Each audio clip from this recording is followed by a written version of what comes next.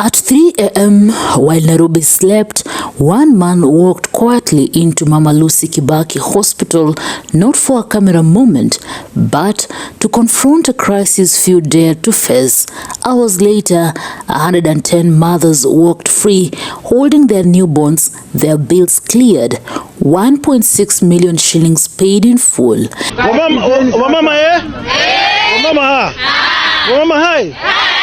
Asanteni sana. Sasa nimesema mumechoka, sasa kuweka sana, si ndio? Mungu amenigusa, mwende mkaombe Mungu sana. Amen. Nimelipa bili zenu zote. Amen. Bili zenu zote zilikuwa zinakuja 2 milioni. Asante, Mungu akubariki. Lakini tumeongea na management ya Mama Lucy, CEO akatufanyia discount ya 20%. Umeelewa? Sikuwa na kazi na hiyo pesa. Lakini mimi najua umaskini inamaanisha nini. Mimi nilizaliwa na mama pia alikuwa maskini. Kwa hivyo naelewa mali mnatoka na mali mimi natoka, si ndio? Kwa hivyo tumesema next time tukue na mpangilio. Tukue na nini? Mpangilio. Tusifanye mambo hivi ovyo ovyo. Ingawa watoto ni baraka kutoka kwa Mungu. It is a story that feels almost cinematic, but it is real, and it raises one haunting question.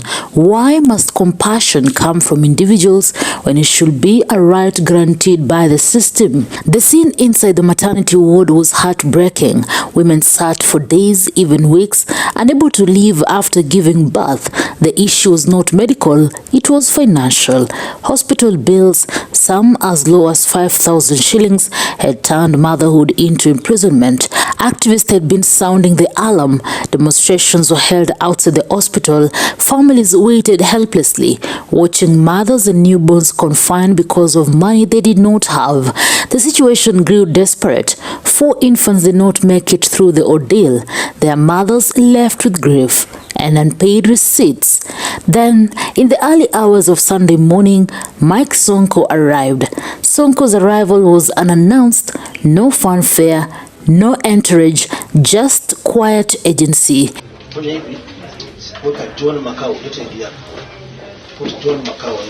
He walked through the crowded wards, speaking to nurses, patients, and administrators. By dawn, the hospital's Equity Bank account had received 1.6 million shillings, settling every outstanding maternity bill. In his own words, na kwanza nimesikitika sana kwa sababu kwa hii era, ya wamama kuzuiliwa sababu ya bili ya kuzaa. Hii ni jambo la kuhuzunisha sana. Nakumbuka nikiwa mbunge bado nilifanya kazi ya kutoa Mama Lucy, kutoa mama Pumwani, si kitu yangu ya kwanza.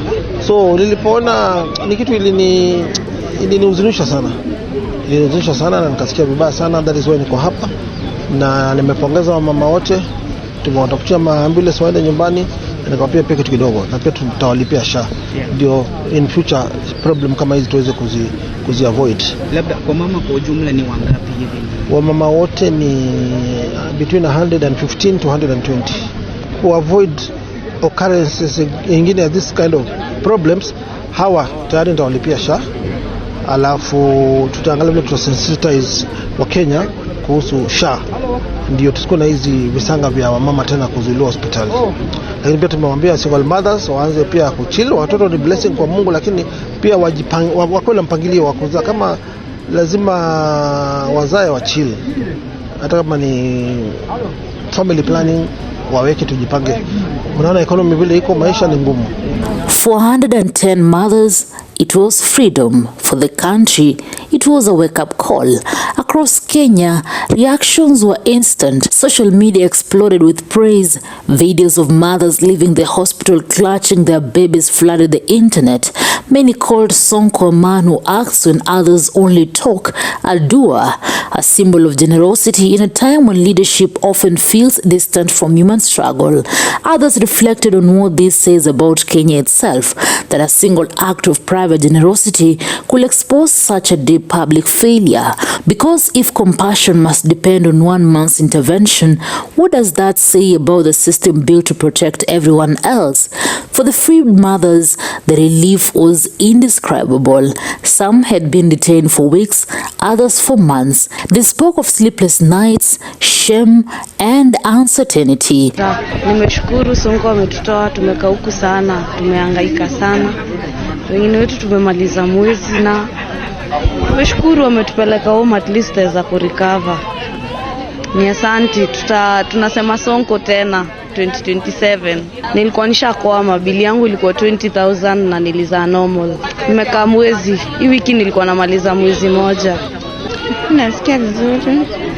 Nashukuru Mungu. Namshukuru Sonko. Nasema tu ni asante. Aendelee kusaidia wengine hivyo. Na Mungu ambariki. Ilikuwa 65,710. 710.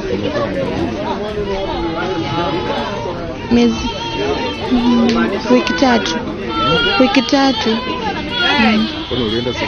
Kwa majina naitwa Rose na Maemba Wajie. Nimekaa hapo muda wa wiki moja. Bili yangu ilikuwa shilingi 27,000. Nimesaidiwa na Mike Sonko. Nashukuru na mshukuru, amenisaidia, nimetoka naendelea na huyo moyo. Na Mungu ambariki. Ulikuwa umekwama ama ulikuwa na uwezo wa kutoka? Nilikuwa nimekwama. Jina naitwa Dorcas. Majina naitwa Dorcas Mwikia. Nasikia vizuri, nimetoka salama na mtoto wangu. Nashukuru Sonko kwa hiyo matendo ametutendea. Bili yako ilikuwa ngapi? Ilikuwa 15K. Na namwambia tu ni asante, Mungu ambariki. Nimekaa like 1 week. Sonko went a step further, pledging to pay their Social Health Authority SHA contributions to ensure they could access free medical services in the future. Kitu kingine nitataka listi yenu nipewe. Nitawazilisha kuwaregister kwa SHA. Sawa sawa? Yes. Alafu from there mtaendelea, si ndio? Amen. Kwa hivyo mnapoenda nyumbani mwende mpeane salamu zangu. Sawa sawa? Amen. Nyinyi nyote ni single mother ama kuna wale wako na wazee? Nyote.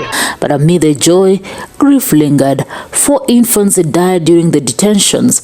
Their loss underscored not just failure of policy, but of humanity. Kenya's public healthcare system sits on a moral fault line. Public hospitals are overwhelmed, medical staff are stretched thin, and ordinary citizens are trapped between life and death. The practice of detaining patients for unpaid bills, especially mothers, is a dark symptom of a broken system. It is a practice that continues quietly, daily, in countless facilities across the country. Universal healthcare has been promised, debated, and delayed, but for many Kenyans, it remains an illusion. Sonko's gesture did not just free 110 women, it spotlighted a national failure too many leaders have learned to ignore. So what does this story really mean? It is not just about one man paying hospital bills. It is about leadership that responds to pain instead of paperwork. It is about how far Kenya still is from a system that values human dignity over financial policy. Whether you admire or question Sonko, one fact is undeniable. He acted. He did not wait for committees, budgets, and speeches. He saw a crisis and he moved. And in doing so, he reminded Kenya of a truth our leaders too often forget. Real leadership starts when you see people as humans, not statistics. For now, 110 mothers are home, holding their children, not hospital receipts. But their freedom is also a mirror, reflecting a healthcare system still in desperate need of healing. Newsroom, Maisha TV, Reader, Kering Chibet.